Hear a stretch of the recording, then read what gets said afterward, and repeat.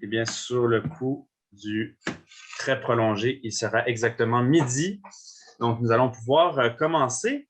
Donc, merci beaucoup d'être là aujourd'hui pour cette première rencontre de l'action collective du Haut-Saint-François dans le cadre de la démarche de concertation intégrée.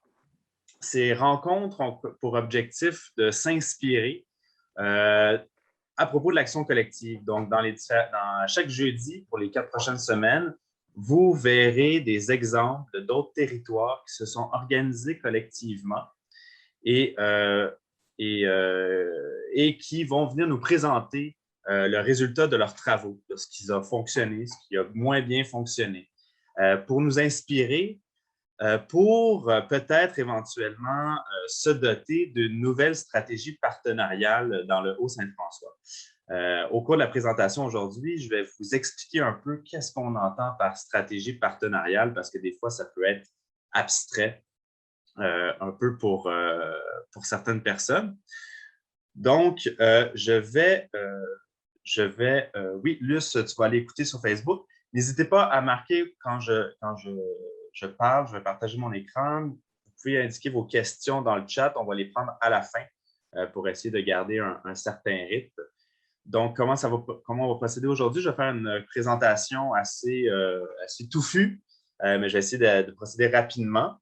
Et par la suite, on va avoir une période de questions et d'échanges pour voir un peu ce que vous avez aimé et pas aimé de la présentation, puis un peu discuter là, sur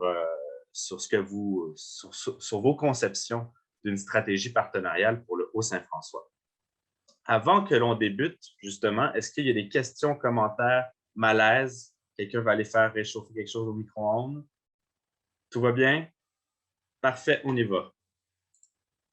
Je vais maintenant partager mon écran.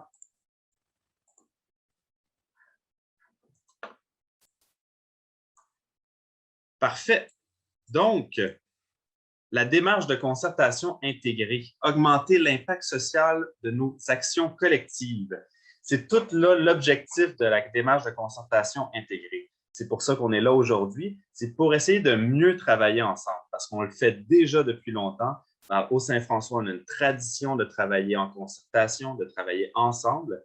Mais la démarche de concertation intégrée veut donner des outils afin de mieux travailler ensemble, puis pouvoir ainsi avoir un plus grand impact sur les enjeux que l'on tente de régler. Donc, les objectifs globaux de la démarche de concertation intégrée, c'est d'améliorer les structures de gouvernance et l'espace d'interconnexion entre les tables de concertation.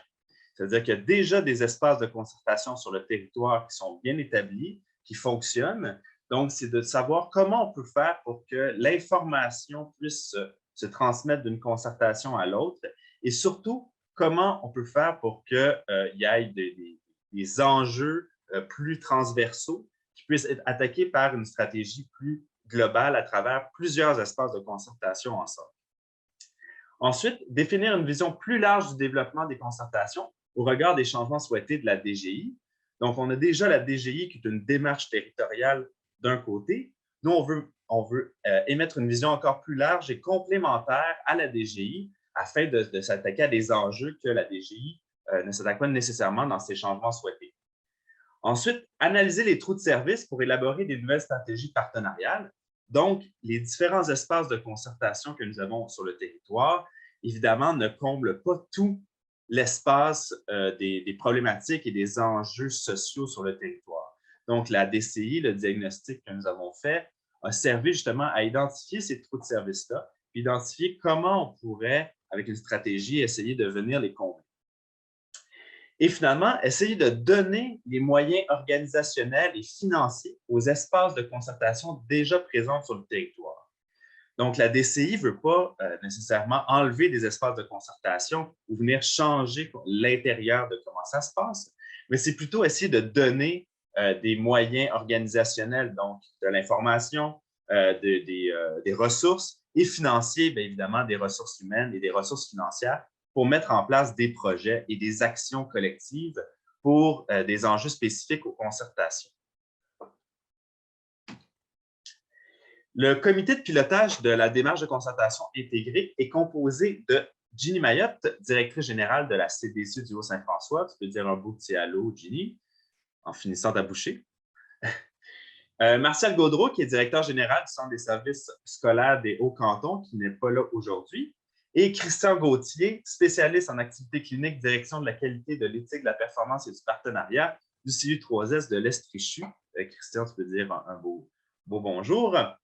Et moi, à la coordination du projet. Donc, toute cette équipe-là, on a suivi justement toute l'étape du diagnostic que je vais vous parler. Et c'est cette équipe de spécialistes du territoire qui a une vision d'ensemble de trois domaines différents, soit l'éducation, la santé, le milieu communautaire. Donc, c'est vraiment l'expertise de ces trois personnes-là qui a pu servir à faire, à compléter le diagnostic et à offrir ce qu'on va vous présenter aujourd'hui. En fait, on avait pour le diagnostic, on avait des objets de recherche. Donc, la DCI s'est penchée sur 8 concertations dans le Haut-Saint-François.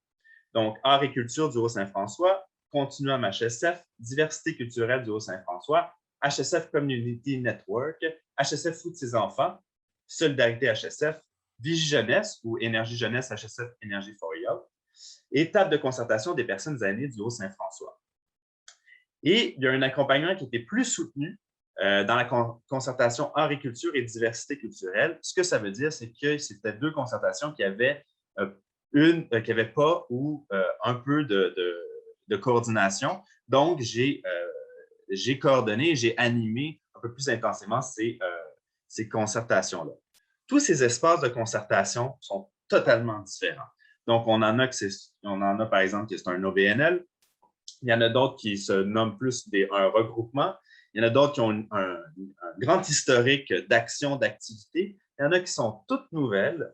Donc, c'est vraiment une panoplie de concertation, même si des fois le mot concertation ne s'applique pas nécessairement à ces lieux-là, mais c'est des lieux d'action collective. Donc, c'est des lieux où est-ce que différentes organisations ou citoyens et citoyennes se regroupent pour parler d'enjeux spécifiques.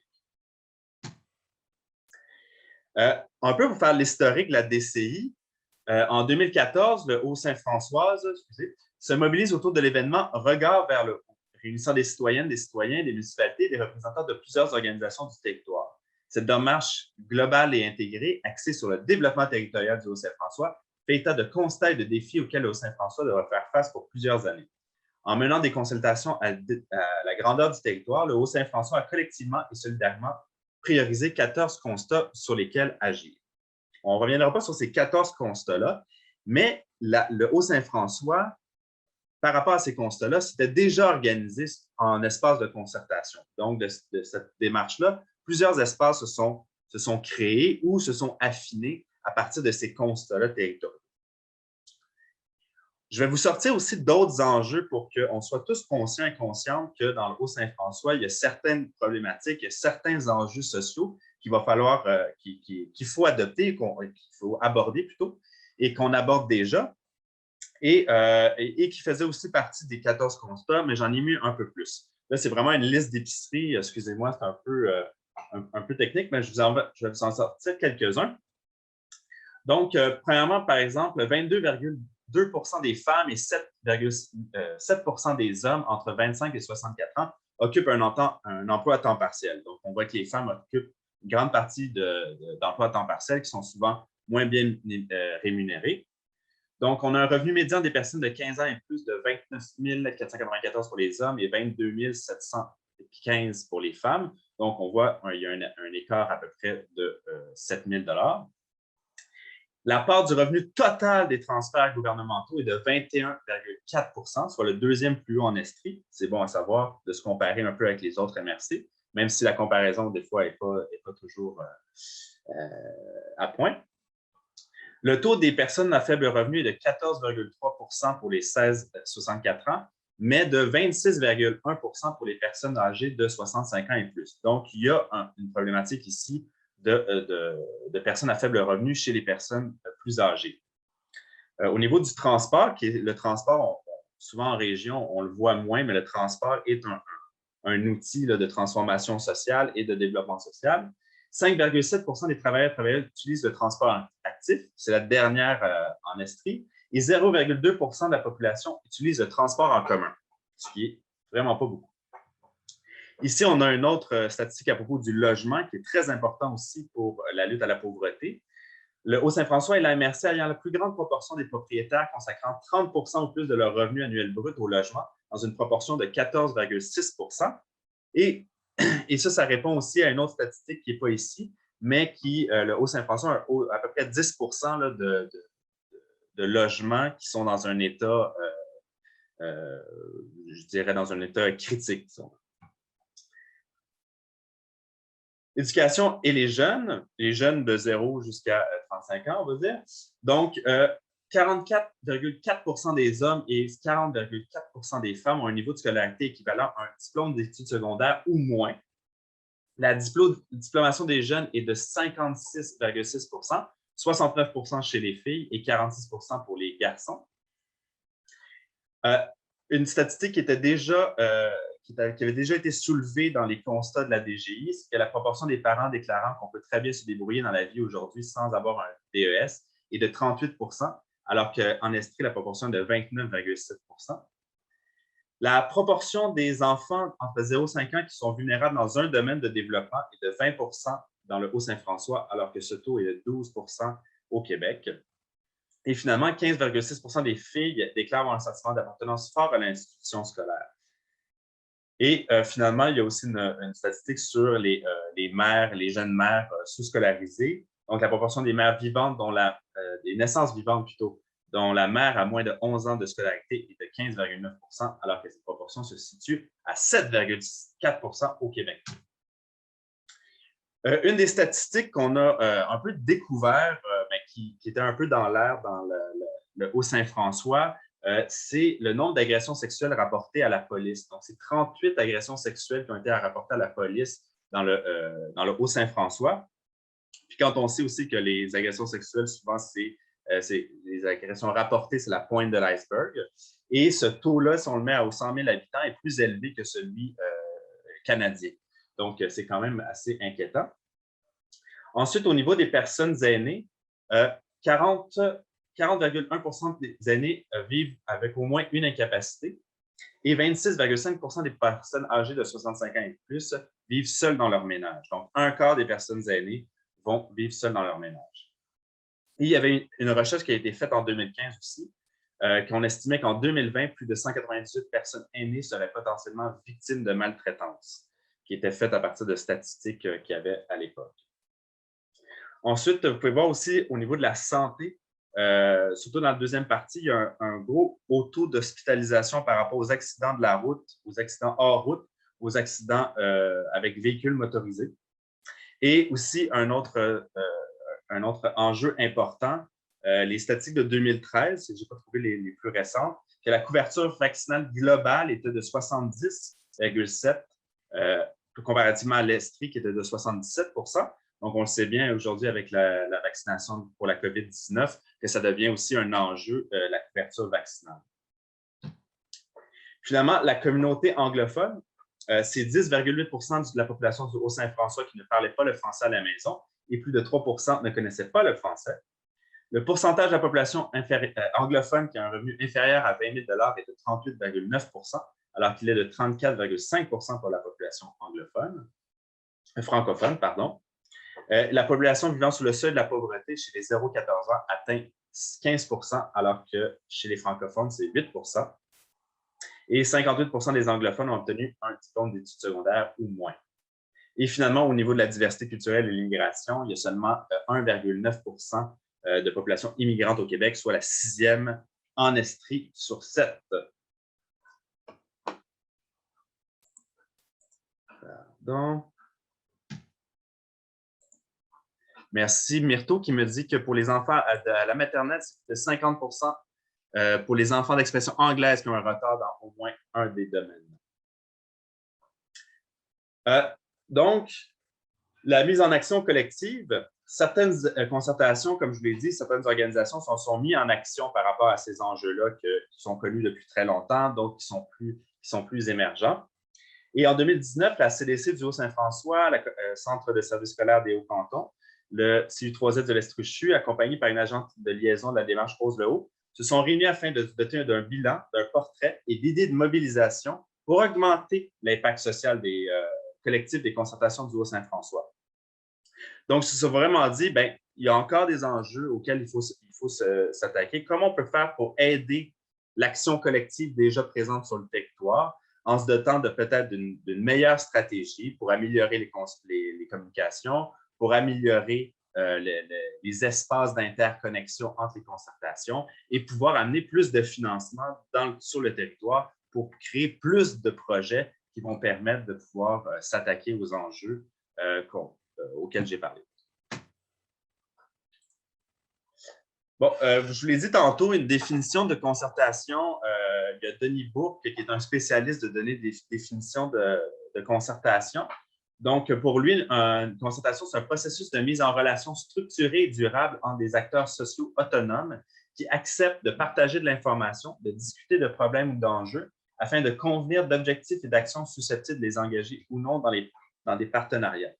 Comme toute définition, des fois, c'est un peu trop large, des fois, c'est un peu trop précis. Je pense que ce qui est très important à retenir dans cette définition-là, puis dans toute tentative de vouloir se concerter envers des enjeux, c'est vraiment l'autonomie. Donc, chacune des organisations qui s'engagent dans une concertation est autonome. Donc, ne se fait pas donner d'ordre par une autre organisation, mais agit de façon volontaire, autonome et va mettre un peu ce qu'il peut mettre sur la table et tout le monde va mettre un peu ce qu'ils peuvent mettre sur la table. Le partage d'informations aussi est important. Donc, il y a une grande notion de confiance envers les autres personnes assises autour de la table. Donc, cette confiance-là va permettre justement de pouvoir partager de l'information, de pouvoir mieux communiquer et pouvoir aussi s'embarquer dans des actions, des fois à long terme. Donc, c'est un aspect très important qu'il faut retenir. La DCI, on s'est doté comme d'une petite méthodologie, donc d'un petit tableau pratique qui dit un peu qu'est-ce qu'on a fait. Donc, au niveau de la méthodologie, donc, j'ai commencé par des lectures préalables, la conceptualisation de qu'est-ce qui se passait sur le terrain, qu'est-ce qui s'est fait, etc. Et on est venu aussi à l'élaboration d'outils de collecte de données. Donc, je suis allé étudier les comptes rendus des concertations. Je suis allé aussi étudier toute la documentation qui a été produite par les concertations. J'ai fait des observations participantes dans les différentes concertations, dans certaines concertations. J'ai aussi basé un questionnaire avec 27 réponses. Il marqué 23, mais c'est parce que ça faisait longtemps qu'on l'avait fait. Et aussi 4 entrevues semi-dirigées à partir des interrogations qu'on avait faites dans le questionnaire. Ce qui a donné une analyse, un rapport préliminaire, les présentations des recommandations au comité de pilotage, puis finalement la rédaction du rapport final. Et aujourd'hui, je vous présente un peu les résultats globaux. En fait, je vais passer à l'autre. Donc, il y a comme deux parties à l'analyse de la DCI. Il y a une analyse, premièrement, individuelle des concertations. Celle-là, on ne la verra pas du tout aujourd'hui parce que ça concerne vraiment la gestion interne des concertations. Donc, je suis allé voir dans chacune des concertations, voir comment ils fonctionnaient, qu'est-ce qui se passait, au niveau de leur gouvernance, au niveau de l'historique, de la perception qu'ils ont de leur propre concertation, de la participation et aussi de leur réaction par rapport à la COVID-19. Et j'ai fait des recommandations pour chacune des concertations. Chacune des concertations va être après ça libre de les prendre ou de les jeter comme bon leur semble, mais on ne verra pas ça aujourd'hui. Aujourd'hui, on va pouvoir plutôt voir l'analyse de l'environnement des concertations. Donc, c'était quoi la composition des différentes concertations? Quels sont les trous de service au niveau des enjeux? Quelles sont les hiérarchies qui sont présentes dans les concertations et la répartition des organisations à travers les concertations? Et finalement aussi, aller voir les bonnes pratiques en stratégie partenariale. Donc, qu'est-ce qui se fait ailleurs? Et ce qui va donner des recommandations globales qu'on va présenter aujourd'hui. Donc, ça, c'est pour les recommandations ciblées. L'analyse globale. Donc, les trous de service, en utilisant les déterminants sociaux de la santé de l'INSPQ, ça nous arrivait à classer certaines caractéristiques liées à des déterminants sociaux qui n'étaient pas couverts par les concertations. Ça a été un exercice un peu technique où est-ce que les déterminants sociaux de la santé sont bien identifiés et des caractéristiques, et des déterminants des sous-catégories et des caractéristiques. Donc, moi, je suis allé analyser chacune des caractéristiques, voir si elles étaient couvertes par des consultations, si elles étaient abordées en leur mettant une cote à chaque fois. Donc, des fois, il l'avait déjà abordé intensément, des fois, c'est dans leur mission, ou des fois, il l'avait abordé une fois lors d'un compte-rendu d'une réunion, mais ils n'en ont jamais parlé après. Il y a aussi quelques petites choses qui ont changé en cours de route, au sens où, on va le voir, par exemple, quand on parle de sécurité alimentaire, il y a une concertation en sécurité alimentaire qui s'en vient le 15 juin. D'ailleurs, ceux et celles qui veulent participer, qui ont intérêt là-dedans et qui veulent apporter de l'eau au moulin, je pourrais vous envoyer l'information à propos de cette concertation-là. Et il y a aussi la question du logement qui était peu ou pas abordée, mais il y a eu un comité de solidarité HSF qui s'est formé pour aborder la question du logement. Un des trous de service les plus majeurs, c'est au niveau de l'environnement. Environnement au sens large, mais vraiment la qualité de l'air, la qualité du sol, la politique, l'aménagement du territoire, qui a beaucoup d'influence justement sur la santé des gens. Donc, ça, on n'en parle presque pas dans les concertations à l'étude. Donc, différentes caractéristiques là, qui ne sont pas abordées. Ensuite, au niveau de la santé, c'est beaucoup la santé, on en a parlé tantôt au niveau de la sécurité, des accidents, mais aussi des comportements individuels. Donc, certains comportements ne sont pas abordés par les concertations. Mais aussi, il y a d'autres, des fois, des caractéristiques qui sont difficilement abordables, comme des fois les particularités génétiques ou ce genre de choses-là. Donc, ça, c'est un peu toutes les caractéristiques qui ne sont pas nécessairement abordées. Mais si on prend l'idée d'ensemble, c'est vraiment les comportements individuels qui sont un peu oubliés. Au niveau de la pauvreté et de l'exclusion sociale, oui, c'est ça, j'ai oublié de préciser aussi, il y a justement la violence intrafamiliale ou la violence en général, mais il va y avoir bientôt une table en violence qui va se mettre sur pied aussi, à cause justement là, de toutes les histoires de féminicide qui ont eu lieu récemment. Il y a toutes les questions aussi d'orientation sexuelle, d'identité de genre qui sont peu ou pas abordées dans les consultations. Il y a un organisme qui va peut-être être mis sur pied avec la passerelle, collaboration avec la passerelle. Donc, on va peut-être voir ça émerger. Puis, comme je l'ai dit, la sécurité alimentaire, puis la question du logement qui n'est pas abordée dans les consultations. Ensuite, au niveau de l'économie de l'emploi, j'ai exclu parce que je sais déjà qu'il y avait certaines concertations qui n'étaient pas à l'étude, mais qui parlent un peu d'économie de l'emploi. Mais ce que j'ai trouvé, en fait, c'est vraiment les conditions de travail qui ne sont pas abordées dans les concertations, puis l'organisation du travail. Donc, ça peut être important, puis c'est un déterminant justement de la santé.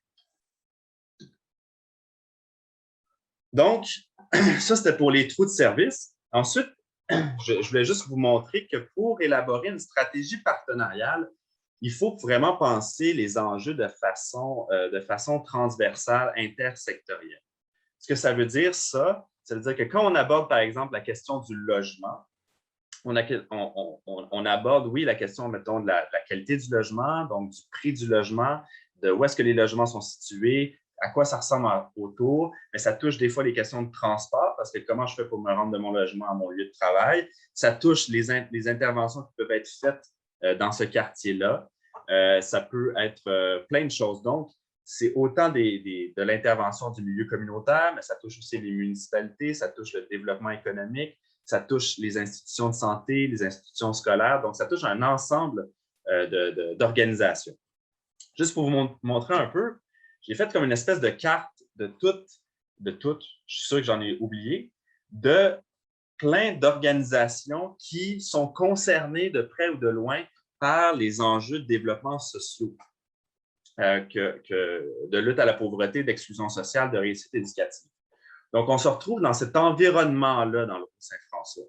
Donc, quand on pense à concertation et stratégie partenariale, c'est de comment faire en sorte que tout ce monde-là, puisse apporter de l'eau au moulin pour combattre la pauvreté, l'exclusion sociale, puis améliorer la réussite éducative. En essayant d'oublier personne, parce que toute personne, toute organisation peut amener son grain de sel à un moment donné sur un enjeu, dans un angle, dans une question de financement, d'organisation, etc. Donc là, ça a l'air d'un peu d'un gros fouillis, mais je vous enverrai par après le rapport. Là, vous ferez du fun avec ça.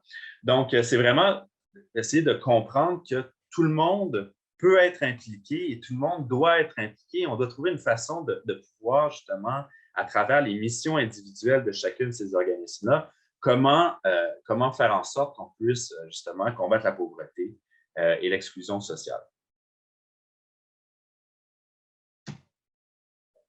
Ah, je suis rendu aux recommandations. Donc, à l'égard de ce qu'on vient de dire, la première recommandation, qui est un peu logique, c'est de développer un nouveau modèle d'intégration et d'interconnexion des concertations pour augmenter l'impact social de celles-ci, augmenter l'empowerment des partenaires.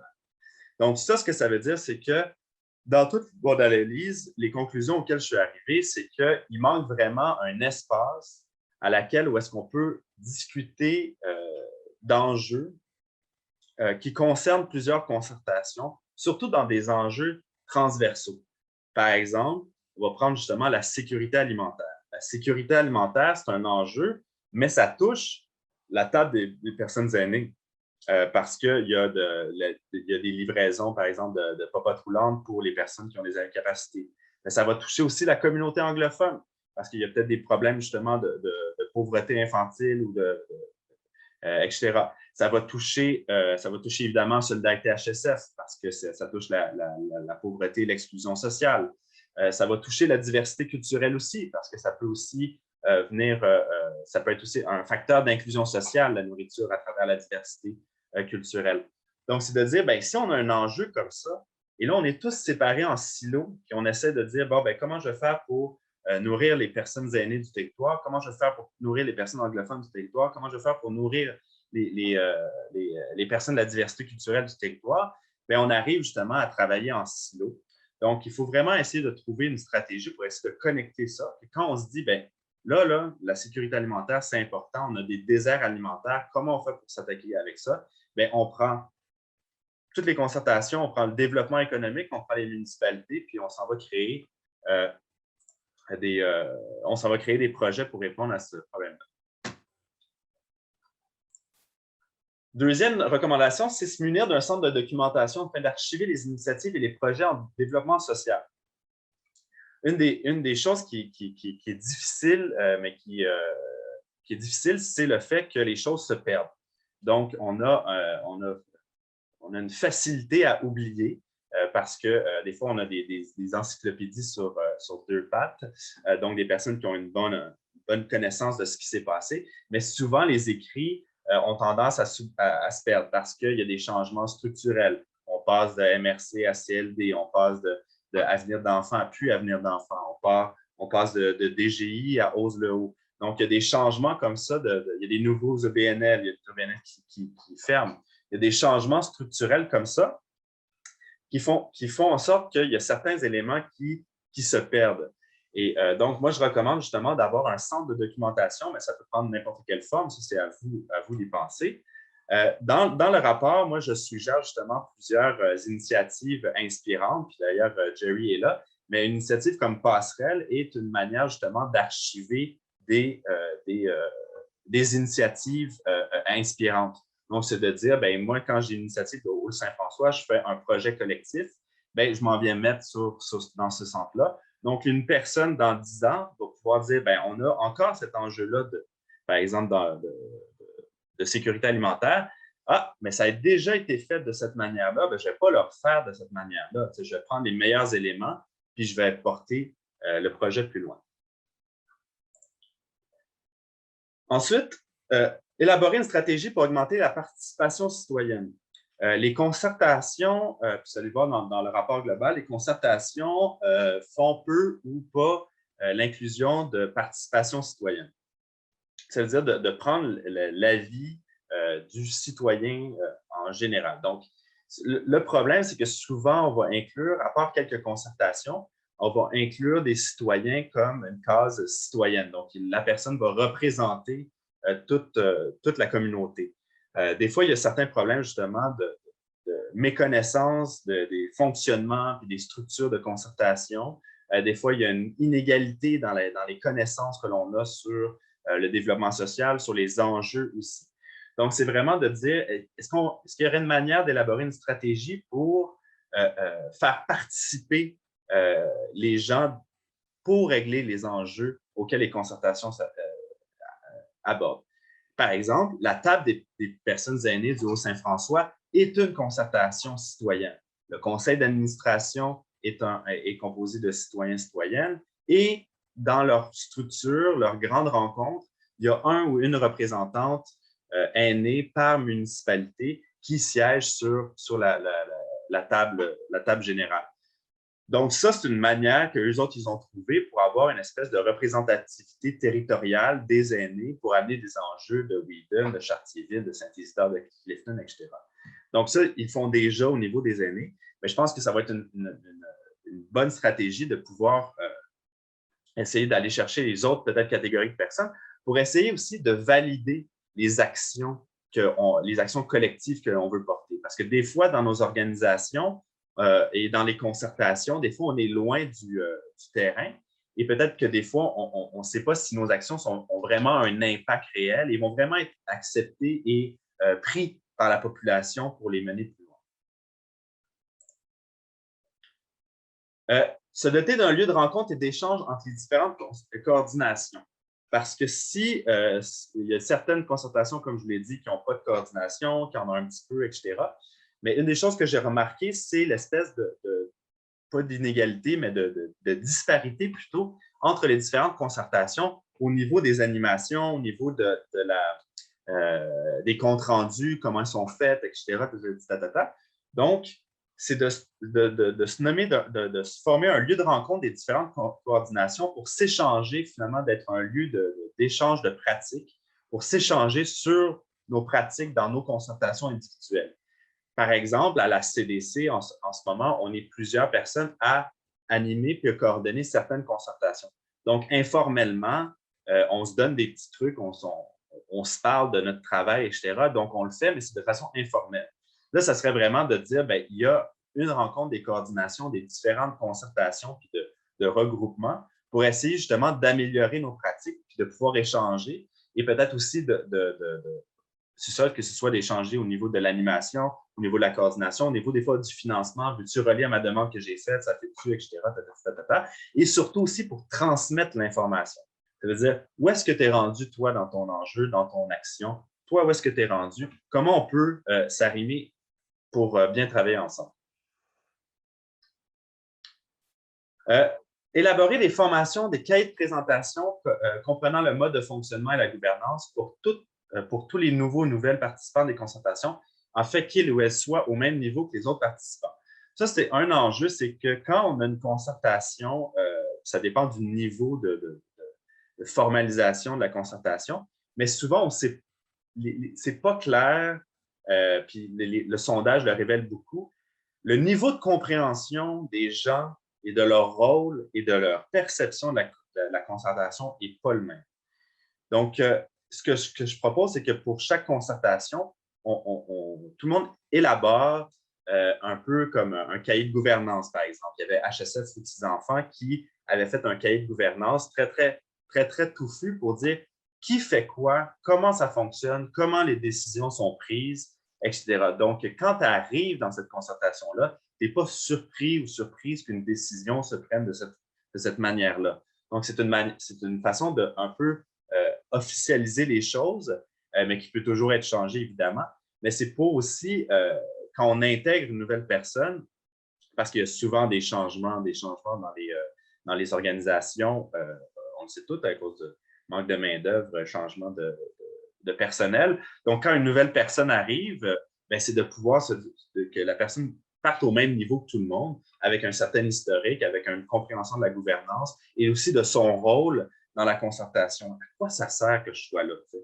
Parce qu'il y a certaines concertations que des fois, c'est beaucoup d'échanges. Je pense à mon expérience en art et culture. où est-ce que ça a été beaucoup des échanges, surtout en tant que COVID-19, parce qu'on a envie d'échanger sur les arts et la culture, et d'autres concertations qui sont beaucoup plus dans l'action, qui vont entreprendre des projets, soulever des financements, agir concrètement.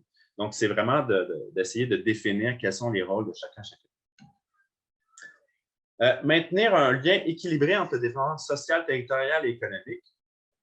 Donc, comme je vous l'ai dit tantôt, c'est d'essayer que quand on a un enjeu comme le logement, bien, que le développement social ne soit pas tout seul. C'est-à-dire qu'on ne l'aborde pas seulement d'un point de vue social, mais qu'on puisse l'aborder aussi d'un point de vue territorial, puis qu'on puisse l'aborder aussi d'un point de vue économique et aussi développement durable au sens environnemental.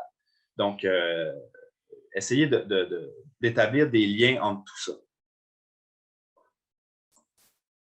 Et finalement, intégrer les municipalités dans le développement social. Une des choses que moi j'ai trouvées, qu'on remarque tout de suite dans les concertations, c'est l'absence des municipalités.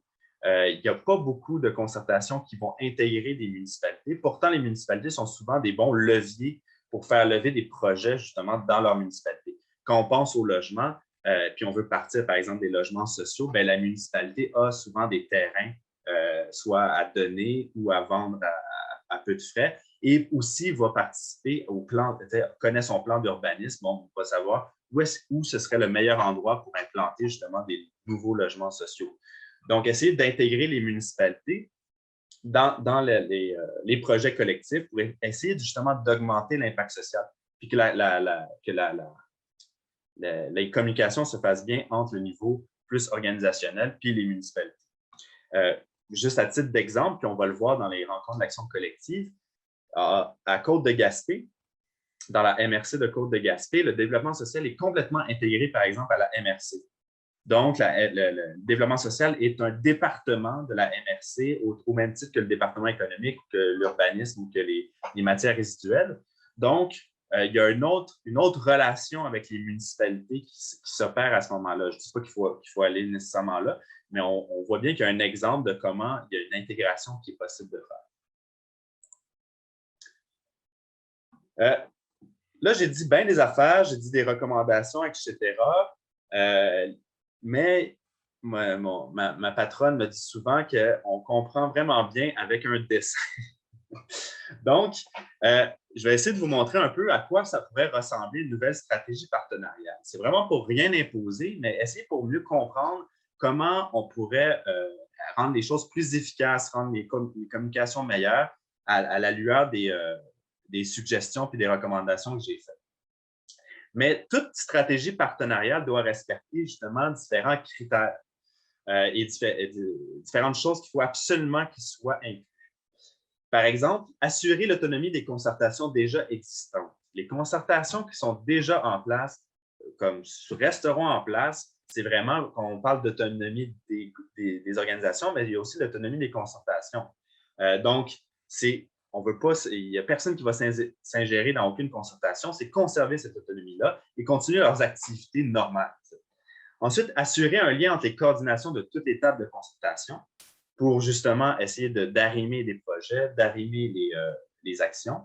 Laisser une place spécifique et particulière à la participation citoyenne, comme je vous dis, pour valider justement nos actions. Intégrer des processus démocratiques. Donc, dans toute stratégie partenariale, il faut qu'il y ait justement essayer d'éviter les luttes de couloir, puis essayer de procéder de façon le plus démocratique, soit par le vote ou par un tour de rôle. Ça veut dire, par exemple, qu'on va avoir un comité exécutif, et on dit que ces membres-là vont être soit votés ou il va y avoir une espèce de roulement entre les organisations. Optimiser la participation des organisations afin d'éviter l'épuisement et l'hyperconcertation. Il y a beaucoup d'organisations qui il y a les deux extrêmes. Il y a des organisations qui sont nulle part, il y a des organisations qui sont partout. Donc, c'est essayer de créer un équilibre, puis aussi de ne pas dédoubler les efforts des organisations et aussi de ne pas se sentir mal, de ne pas pouvoir aller dans une concertation tout en ayant l'information si ça m'est utile. Par exemple, je peux être un groupe communautaire que je n'ai pas beaucoup de ressources, je n'ai pas le temps d'aller m'investir dans des concertations, mais ça m'intéresserait bien gros de savoir ce que la table des personnes aînées font parce que dans mon groupe communautaire, j'ai des personnes aînées, donc j'aimerais ça avoir cette information-là. Intégrer les grandes rencontres afin de diminuer leur nombre et de favoriser la pluralité des thématiques et des présentations. Ça, c'est une suggestion parce qu'il y a plusieurs concertations qui font des grandes rencontres. Vous avez Énergie Jeunesse, le Continuum, les Gatherings de HSF Community Network. Et ce serait, je pense, de trouver un moyen d'essayer d'intégrer ces grandes rencontres-là pour que le plus de personnes possible soient au courant des enjeux. Donc, quand Énergie Jeunesse fait une rencontre jeunesse, là, tout le monde jeunesse s'en va voir.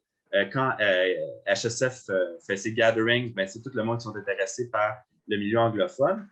Mais c'est de dire, est-ce que ce serait possible justement que tout le monde puisse s'intéresser à tous les enjeux? Parce que, comme je l'ai dit, chaque organisation peut apporter son grain de sel dans une action collective. Ensuite, intégrer des enjeux transversaux sans créer de nouvelles concertations. Ça, ce que ça veut dire, c'est que ça ne prend pas nécessairement une concertation pour faire de l'action collective. Donc, il peut y avoir un enjeu comme le logement, la sécurité alimentaire, qui s'applique tellement à plein de lieux de concertation que des fois, ça ne sert pas à refaire une autre concertation, mais peut-être plus une fédération, par exemple, de concertation qui vont parler d'un enjeu transversal, comme par exemple le logement. Et ensuite, construire un modèle agile qui peut évoluer dans le temps, se préservant des changements de gouvernance provinciale, régionale et locale. Ça, c'est le plus important, mais c'est là que ça bug tout le temps. C'est qu'il faut avoir une structure qui permet que même si un jour les MRC n'existent plus, les régions administratives n'existent plus, l'indépendance du Québec arrive, mais qu'on puisse conserver cette structure-là pour essayer, comme le roseau, de pouvoir s'adapter au vent de changement de gouvernance et dans le monde. Je vais essayer d'accélérer. Schématisation c'est peut-être petit sur votre écran. À gauche, vous avez toutes les concertations et vous avez les 5 concertations qui sont en haut, qui sont celles qui sont coordonnées, animées par la CDC, donc qui ont un lien qui est la communauté de pratique officieuse, si on veut. Ensuite, vous avez HSF Petits-enfants, vous avez HSF Community Network, vous avez Table des personnes aînées et vous avez toute la démarche globale et intégrée là, dans un cercle. Donc, c'est d'essayer de... Et en ce moment, il n'y a pas de lien nécessairement entre tout ça. Par exemple, au niveau de la DGI, il y a Ose le haut, il y a Concertation qui se fait un lien, mais qui n'est encore pas totalement défini avec les concertations. Donc, comment on pourrait faire pour affiner ce lien-là? Et là, je vous montre une image. Donc, ça ne veut rien dire, mais c'est une proposition de qu'est-ce que ça pourrait ressembler. On pourrait, par exemple, concevoir la stratégie comme une table en développement social du Haut-Saint-François, avec, dans le bas, en bleu, les concertations qui sont là. Donc, HSF Community Network, Table des personnes aînées, Vigie Jeunesse, Énergie Jeunesse ou HSF Petits-enfants, diversité culturelle, art et culture. Ces concertations-là font des projets dans des projets pour les personnes aînées, les personnes pour les jeunes, pour lutter contre le racisme, etc. Toutes ces coordinations-là pourraient être réunies autour de coordo HSF qui permettraient d'avoir des communications autour d'un centre de documentation et pourraient être validées, par exemple, par un groupe de citoyens HSF. Le continuum HSF, qui est une concertation, mais en même temps un changement de culture, etc., pourrait avoir une place prépondérante et organiser des grandes rencontres de développement social autour de thématiques de concertation individuelle, par exemple.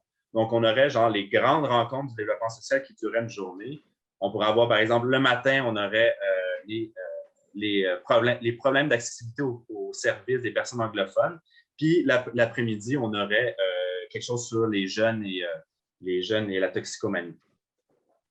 Et ensuite, on aurait, par exemple, des comités d'enjeux transversaux qui permettraient justement d'aborder des grands enjeux qui concernent plein de concertations et qui permettraient de ne pas créer de nouvelles concertations, mais de prendre le pouls justement de ce qui se passe au niveau de ces enjeux transversaux-là. Ça permettrait aussi, par exemple, cette stratégie-là, de savoir c'est qui qu'on envoie en représentation régionale.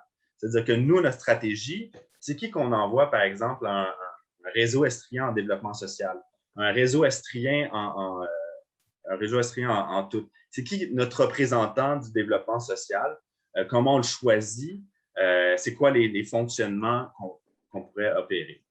Donc, c'est vraiment comme ce genre de stratégie-là qu'on pourrait mettre en place dans le Haut-Saint-François, qui permettrait, par exemple, à une organisation qui siège seulement dans art et culture du Haut-Saint-François, par exemple, la Maison de la culture de Whedon, je prends l'exemple comme le plus extrême, loin.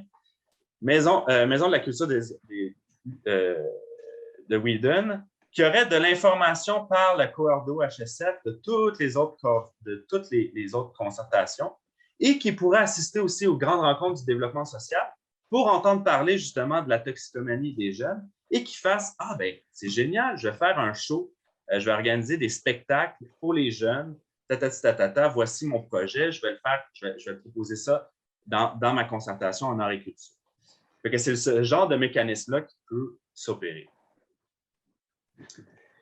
En conclusion, parce que je veux garder aussi une petite période d'échange et de questions, le Haut-Saint-François a déjà une grande tradition de travail collectif. Maintenant que nous avons tous les outils à notre disposition, nous devrons nous mettre au travail pour imaginer comment travailler mieux ensemble. Donc, la DCI, ce qu'elle veut mettre en place, c'est des ateliers, plusieurs choses. Premièrement, les rencontres de l'action collective. Celle de la semaine prochaine a été annulée malheureusement, mais on va avoir 2 autres rencontres de l'action collective sur le 10 juin, qui va être vraiment la grande ville, donc CDC de Centre-Sud et MRC de Côte-de-Gaspé, qui vont vraiment parler du développement de leur stratégie partenariale, mais vraiment ancrée dans leur territoire. Donc, grande ville, grosse densité. En Gaspésie, il n'y a pas grand monde au kilomètre carré. Ensuite, le 17 juin, on va avoir Frédéric Gagnon, qui est chercheur à l'Université du Québec à Outaouais, puis Catherine Gagné, qui vont nous parler de la stratégie partenariale de la ville de Laval. Là, ce qui va être intéressant, c'est qu'on va avoir la discussion très pratique, donc à quoi ça ressemble, etc. Et on va avoir une discussion aussi plus théorique sur qu'est-ce qui a fonctionné, qu'est-ce qui ne fonctionne pas, c'est quoi les agencements qu'ils ont fait. Donc, ça va être super intéressant là, pour avoir un peu utilisé les 2 parties de notre cerveau. Ensuite, ce qu'on va mettre en place à la DCI, c'est des grandes rencontres pour essayer justement de travailler ensemble sur cette stratégie partenariale-là. Donc, que vous soyez dans les rencontres de l'action collective ou plus tard, on va vous inviter justement à venir imaginer ça pour qu'à la fin de cet automne, on puisse avoir un plan plus ou moins clair de où est-ce qu'on veut s'en aller. Et qu'est-ce que ça veut dire où est-ce qu'on veut s'en aller? C'est de dire comment on veut mieux travailler ensemble. Puis ça va nous permettre, si on réussit tout le monde ensemble, d'avoir justement de pouvoir lever du financement pour des projets, pour des coordinations, pour des projets de coordination et des ressources humaines qui vont nous permettre justement de mieux agir. Donc, d'avoir des coordinations en agriculture, en diversité culturelle, en HSF Community Network, de pouvoir justement, HSF Petits-Enfants, et il n'y a plus de financement d'avenir d'enfants. Qu'est-ce qu'on fait avec les 0-5 ans? C'est super important. Donc, dans quelle optique l'action collective va aborder les 0-5 ans? Donc, toutes ces choses-là pourraient être répondues justement par cette stratégie-là qui nous donnerait le pouvoir d'aller plus loin.